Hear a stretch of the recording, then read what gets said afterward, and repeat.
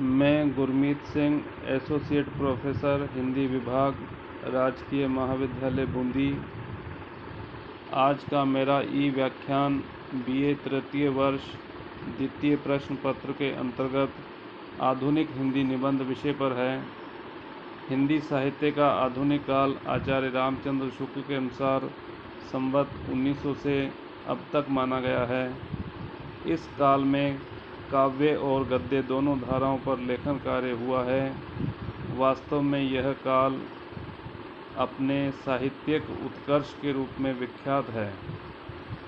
प्रथम प्रश्न पत्र के अंतर्गत काव्य और द्वितीय प्रश्न पत्र के अंतर्गत गद्य पाठ्यक्रम में है। गद्य की मुख्य विधाओं कहानी, उपन्यास, नाटक एवं निबंध में से आपके पाठ्यक्रम में नाटक एवं निबंध विधा है। नाटक में भारतेंदु हरिश्चंद्र द्वारा रचित प्रसिद्ध नाटक भारत दुर्दशा व जयशंकर प्रसाद द्वारा रचित ध्रुव स्वामिनी नाटक तथा निबंध के अंतर्गत आधुनिक हिंदी निबंध नामक पाठ्य पुस्तक, जिसके संपादक डॉक्टर हेतु भारद्वाज हैं, पाठ्यक्रम में निर्धारित की गई है। विद्यार्थियों, आज मैं आपको निबंध के अंतर्गत निबंध की व्युत्पत्ति एवं अर्थ एवं निबंध की विभिन्न परिभाषाएं तथा निबंध की मुख्य विशेषताओं के बारे में आपसे चर्चा करूंगा।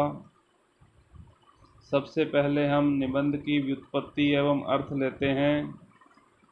नि धन बंध के योग से निबंध शब्द बनता है।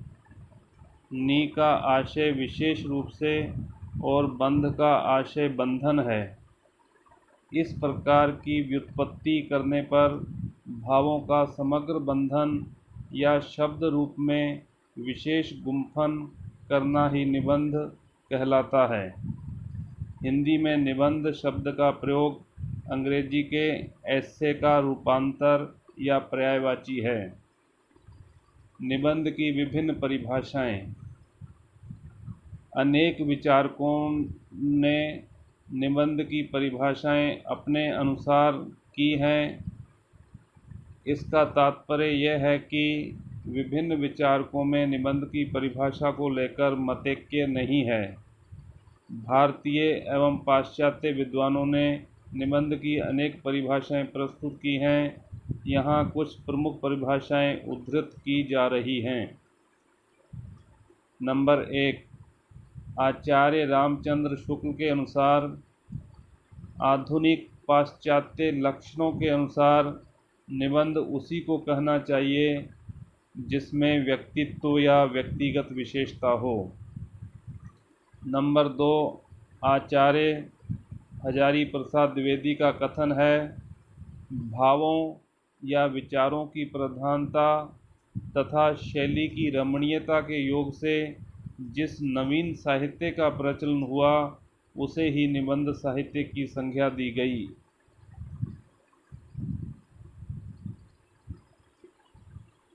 हिंदी साहित्य कोश के अनुसार लेखक बिना किसी संकोच के अपने पाठकों को अपने जीवन अनुभव सुनाता है और उन्हें आत्मीयता के साथ उनमें भाग लेने के लिए आमंत्रित करता है। उसकी यह घनिष्ठता जितनी सच्ची और सघन होगी, उसका निबंध पाठकों पर उतना ही सीधा और तीव्र असर करेगा। इसी आत्मीयता के फलस्वरूप निबंध लेखक पाठकों को अपने पांडित्य से अभिभूत नहीं करना चाहता। इस प्रकार निबंध के विशेष गुण हैं। पहला, व्यक्तित्व की अभिव्यक्ति। दूसरा, सहभागिता का आत्मीय या अनौपचारिक स्तर। निबंध का आरंभ कैसे हो, बीच में क्या हो और अंत किस प्रकार किया जाए, ऐसे किसी निर्देश और नियम को मानने के लिए निबंधकार बाध्य नहीं है। लेकिन इसका अर्थ यह नहीं है कि निबंध एक उच्छृंखल रचना है और निबंधकार एक उच्छृंखल व्यक्ति। निबंधकार अपनी प्रेरणा और विषय वस्तु की संभावनाओं के अनुसार अपने व्यक्तित्व का प्रकाशन और रचना का संगठन करता है। इसी कारण निबंध में शैली का विशेष महत्व है। उपर्युक्त परिभाषाओं पर विचार करने पर यह कहा जा सकता है कि निबंध में उसके रचयिता के व्यक्तित्व की अभिव्यक्ति होती है। तुच्छ से तुच्छ वस्तु भी निबंध की विषय वस्तु बन सकती है, परंतु उसका प्रतिपादन साहित्यिक होना चाहिए। हिंदी साहित्य में निबंध। इस बिंदु के अंतर्गत हिंदी साहित्य के आधुनिक युग में भारतेंदु और उनके सहयोगियों से निबंध लिखने की परंपरा का आरंभ होता है। निबंध ही नहीं, गद्य की कई विधाओं का प्रचलन भारतेंदु से होता है।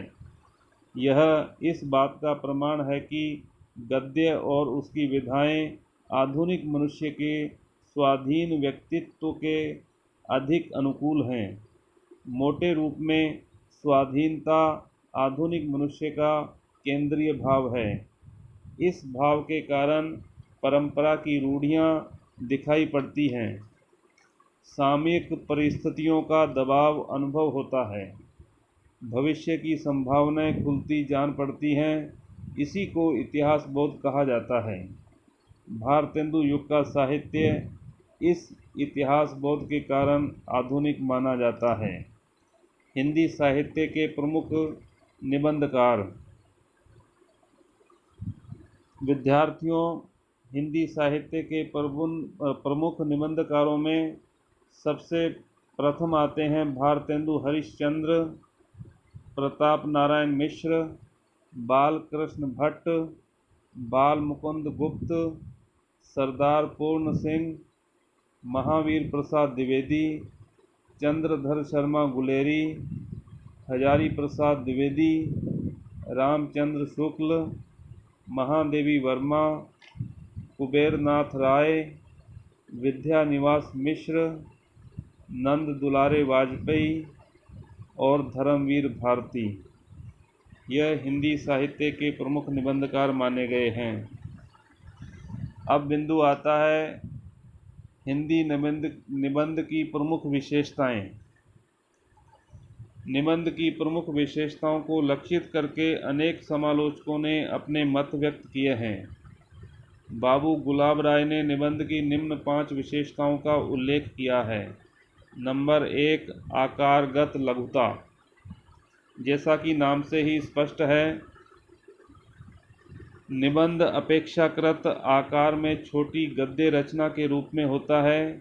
अधिकांश निबंध गद्य में ही लिखे जाते हैं, परंतु कुछ निबंध पद्य में भी लिखे गए हैं, जैसे महावीर प्रसाद द्विवेदी का हे कविते नामक निबंध। फिर भी निबंध के आकार की कोई सीमा निर्धारित नहीं की जा सकती, वो बड़ा भी हो सकता है और छोटा भी। दूसरी विशेषता है निजीपन और व्यक्तित्व विशेषता। निबंध में लेखक के निजीपन और व्यक्तित्व की झलक होती है।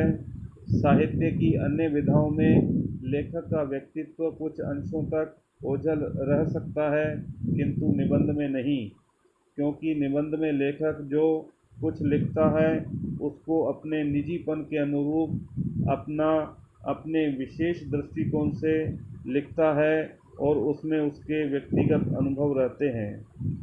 नंबर तीसरी विशेषता है स्वच्छंदता और स्वतः पूर्णता। निबंध में अपूर्णता और स्वच्छंदता के रहते हुए भी वह स्वतः पूर्ण रहता है।